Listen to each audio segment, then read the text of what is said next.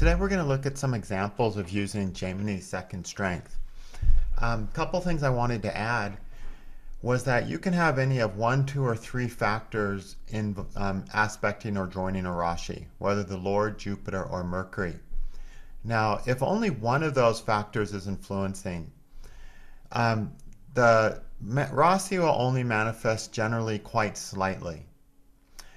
However, if the graha influencing is strong by being in good dignity like own sign or exaltation or mula trikona, then even one planet can make a Rashi manifest very nicely or quite nicely. Okay? If two planets are influencing, Rashi can manifest quite well. If one of them is strong by being in good dignity and own sign or exaltation, then even with two grahas, two of those factors influencing, the Rashi can manifest very well. And you're going to see a lot of, you're going to see a lot of Rashis being influenced by two factors. It's quite common. But when you get, so you can kind of look at that as average. Only one factor aspecting is a bit less than average. But if that factor is strong, it can bring it up to about an average condition. Two factors is average. If one of those factors is strong, you can look at it as somewhat above average. If you get three planets aspecting, that's quite, or influencing aspect or conjunct, that's quite uncommon. And that's going to indicate, definitely an above average manifestation. And if even one of those planets is in own sign or exaltation, the Rashi is going to manifest extremely well. Okay, definitely much more noticeably than average. Okay, so those are some guidelines as we look at some of the charts. So first we're going to look at a couple charts. We're going to look at their Dasasha chart. And I'm over in the Jaimini screen, which you can get to by going screens and then Jaimini. And in the Jaimini screen, I can update any Varga by clicking on it. For this purpose, I'm going to the Dasasha Varga because I want to see how well this person's capacity to do and to wield power and to be on top is going to manifest by looking at the 10th bhava in the Dasasha. Okay, now down here we can see all of Jaimini's strengths. This is the first strength, this is the second strength, and this is the third strength. We're concerned with Jaimini's second strength in this video. And here right away we can see that Cancer and Scorpio both have Jupiter, Mercury, and the Lord influencing. So those are going to be the two most manifested Rashis in this chart. So you can use that table just at a glance to see what's stronger. And that's kind of a nice table to use if you want to just rush through a bunch of Vargas and see which Rashis in each Varga are manifested the most and then come to conclusions based on that. Okay? But what we're doing today is I just want to see, I have a specific thing I want to look at. I want to look at the 10th bhava in the Dasasha to see how well their, kingship or their power, them being on top, can manifest. The 10th bhava cusp is falling here in Sagittarius. And it's only got Saturn. So there's nothing helping that manifest. But we always have to look at the Lord of the bhava as well. When we go to Jupiter, we see that Jupiter is sitting in Scorpio. And Scorpio is one of the strong Rashis. Scorpio is a Rashi that has Jupiter, Mercury, and the Lord there. Jupiter and Mercury are not particularly really strong, but its Lord, Mars, is very strong by being in its own sign. So we've got three factors making Scorpio very capable of manifesting, and one of them is a strong factor in its own, in its own sign. So that shows, above average manifestation of Scorpio and everything that's inclusive in Scorpio. And for us, that meant the 10th Lord, Jupiter. Okay, but it also means the Karaka power, the Sun, the ability to battle difficulties, Mars, and also the Moon, which is, the Sun is the king and the Moon is the queen. Okay, So this gives a person strong kingship and queenship. Okay, Scorpio will be able to manifest all those things, that everything that's in Scorpio. The Mars is the fifth lord. Scorpio is the fifth cusp. So the fifth house is going to manifest very strongly. And then the fifth house is the house of continuity, which gives long-term successes. And it's always one of the houses that supports being in control and being in power and being on top. And this is a person who actually did extremely well, rose to the top, maintained that position for a very long time. This person did this in a male-dominated field, even though they were female. See the king and queen manifesting. So we can really see all this powerful Scorpio energy and everything in it manifesting because of this. Now in the Dasamsha, the 10th house is important, but the 10th from the 10th, which is the 7th, is also an important bhava. Jupiter also happens to be the 7th bhava lord, so that Jupiter is really prominent. So this person has an unusual degree of success and power because of this. Scorpio being influenced by all three of Jupiter, its lord, and Mercury. And one of the things you can actually do is you can run through all the Varga charts and just find the Varga charts where there's a Rashi that's aspected by all three factors, Jupiter, Mercury, and Lord. In lots of charts, that'll just happen in one Varga chart. And whatever Varga chart that happens in, there's going to be some bigger things relevant to that Varga in the person's life. Because it is uncommon to have all three things influencing a particular Rashi. Okay? Next chart we're also going to look at for 10th house purposes. In this person's chart, the 10th house cusp is falling in Libra. Libra is aspected by Mercury, one factor. So that's like, just sort of somewhat manifesting, not really great. But Venus is the lord of the 10th cusp. Venus is sitting here in Capricorn, which is aspected by Saturn, its lord, Mercury, and Jupiter, by all three factors. Okay, and you can see that right here, Capricorn aspected by Jupiter, Mercury, and its lord.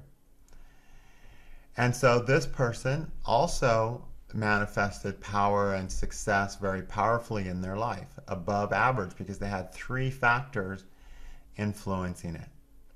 Okay? Pretty simple.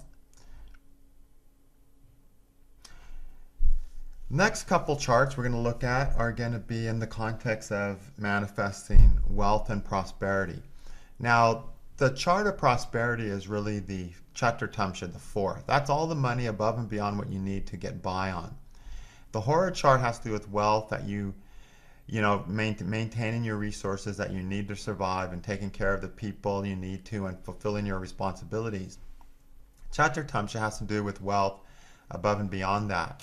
So you're going to find people who've got, where a lot of money goes through their lives, are usually going to have a very, significant Chaturtamsha somehow.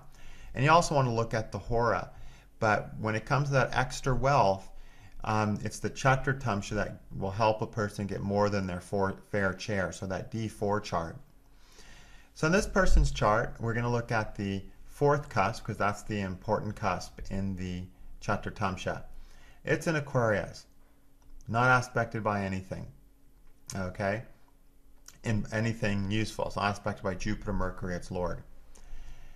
However, its lord Saturn is falling in Gemini, which is aspected by Jupiter, or conjunct Jupiter, and aspected by Mercury, who's also the lord, who's also in Mula Trikona. So this means the fourth lord is going to manifest particularly strong. And there could be a lot of fortune in this person's life. And I say particularly strong because one of the three planets influencing is Mercury in good dignity. Sagittarius, which is the 7th house, which is a key house in the Chaturtamsha, if you'll remember from the Varga chart, it has to do with the business or business acumen, business ability, commerce that can help you make a fortune. It's a very important house. And Jupiter is the lord of that. It's in Gemini, aspected by Mercury, who's in middle Trachona, and the lord of Gemini. So it's really, really powerful. Okay? So it's also a strong seventh lord and a strong fourth lord. And then if we want to take it further, Mercury is the important planet in the Karaka, in the Chaturtamsha. It's the planet that gives the ability to manifest a lot of fortune.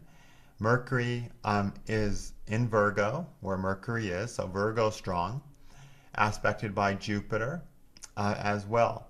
So it's a very powerful Chaturtamsha for manifesting. So it's no surprise this person manifested a huge fortune in their life. Now, when we look at the dignities, we see some planets, 2 planets in bad dignity, 3 planets in neutral dignity, and 1 planet in good dignity, Mercury. Okay, and then the rest are and then Moon and great friends. So there's 2 good dignities and 2 bad dignities and 3 neutral. So it's sort of just based on dignities alone, you wouldn't think it would manifest that much necessarily. Now those troubled dignities of the Moon and the fact, those, what was the other bad dignified planet? The troubled dignity of Jupiter and Venus, those are going to come into play and make things not as good and more stressful and create some pain involved with their fortune. But the Jaimini angle says this person's going to manifest a lot of fortune, and they did. Okay, but all that fortune was not going to be happy fortune, because meaning fortune that doesn't come with a bunch of unpleasant baggage and stress and difficulties, because there is some planets in bad dignity there. Okay, but what we're doing right now with this Jaimini principle, we're not looking at the pleasure one gets from things, the meaning they get from it, or any of that stuff. We're just simply seeing is that thing going to have some capacity to manifest right in front of them in their lives or not. And with this chart, it certainly is. It's a really, really powerful manifesting 4th and 7th Bhava lords in the Chaturtamsha. Going to the Hora chart, the 2nd Bhava cusp is ruled by Capricorn. It's only Rashi aspected by Sun and Rahu, so nothing special. But Saturn is with Jupiter and Mercury and the Lord of Gemini. So Gemini is a strongly manifesting Bhava. And so the person's going to be able to manifest extensive resources. Very true. The other important Bhava, one of the several important ones. One of the important ones is the 4th Bhava in the Hora is very important, as I taught in the Hora chart with the Hora class. The 4th Lord is Saturn once again, who's with Jupiter and Mercury and the Lord of Gemini. So very smoking Saturn. So basically, for the very same reasons that they had a good Chaturtamsha, they also had a good ability to manage their resources. So this person not only didn't have a lot of fortune, they actually managed their finances extremely well also, which, makes them more favorably wealthy. So really a powerful financial chart for this person.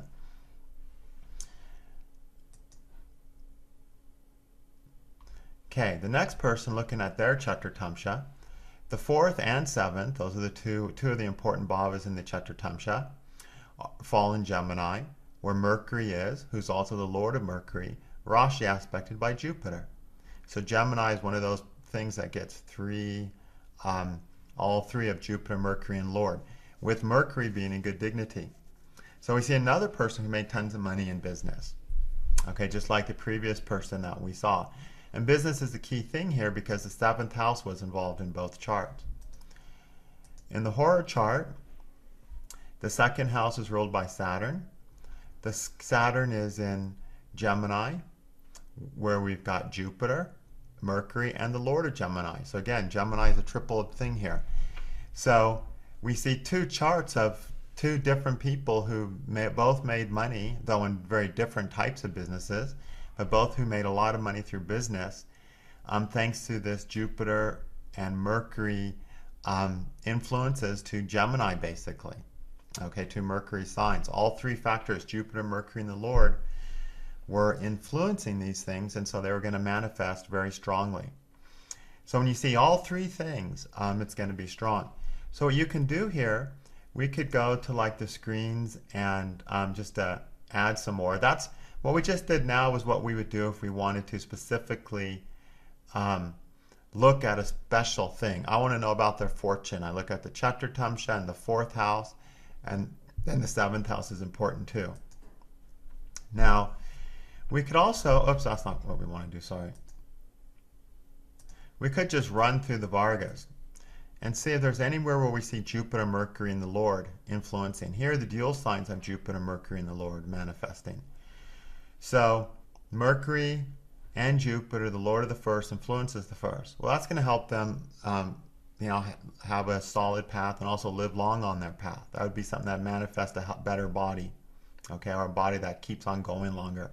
Because again, Jupiter, Mercury, and the Lord influencing also means that the thing actually is able to be maintained longer, even amongst other difficulties. Say, let's look at the Septamsha chart. Jupiter, Mercury, and Lord influence Leo.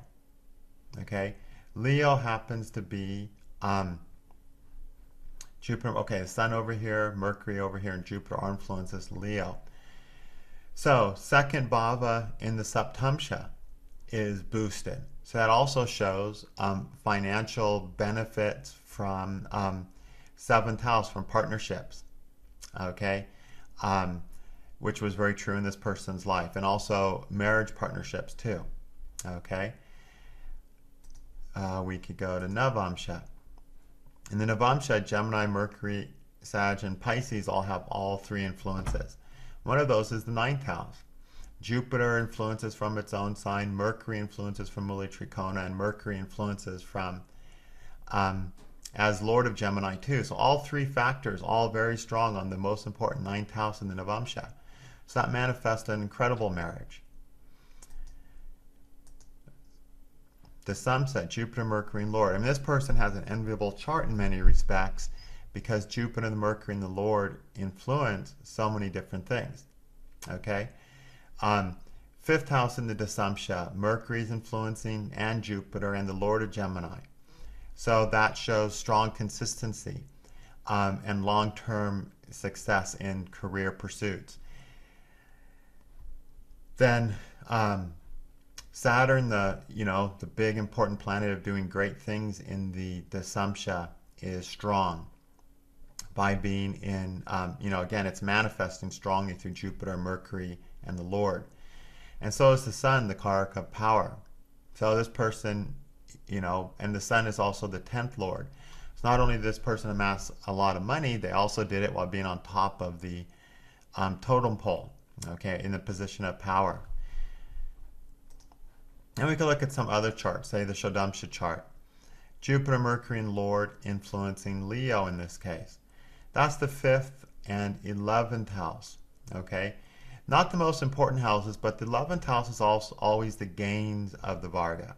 So Sun, Jupiter, Mercury all influencing it. So that means the person would have, acquired a lot of Shodamsha things, which are basically vehicles, okay? Now we go to the 24th Varga, which is the Varga of understanding and, has a lot to do with spiritual development. Pisces is influenced by Jupiter and the Lord. It's the 10th, 9th, 4th, and 3rd house. Okay? The 12th house is the critical, most important bhava here. That's influenced by Mercury. The 12th cusp was influenced by Mercury.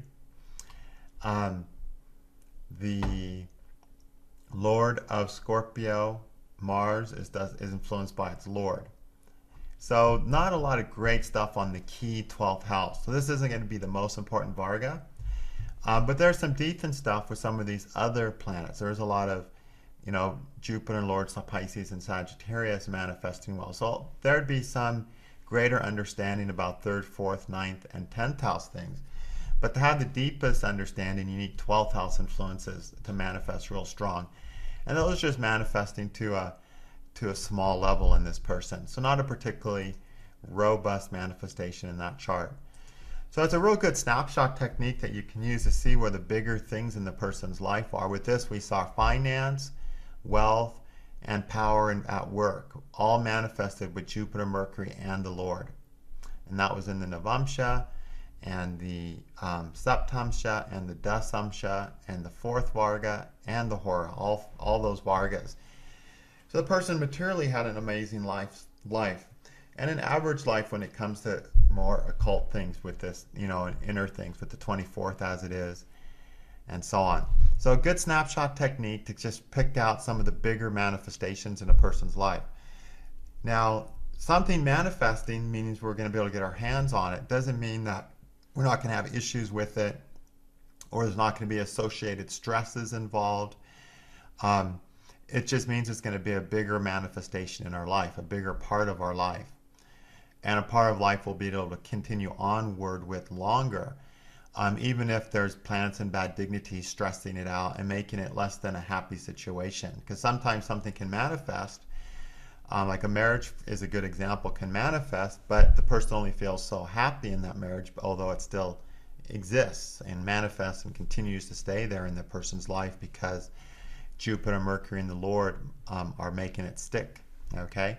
So how big things can manifest and how well they can stick, this Jaimini technique is a really quick and easy way to get some good insights into the chart. So it's a good place to start your analysis of the house before getting into the minute analytical aspects of using the Parashara system, which always is a little more time consuming and requires a little bit more precision because you have to measure things a little more with that system.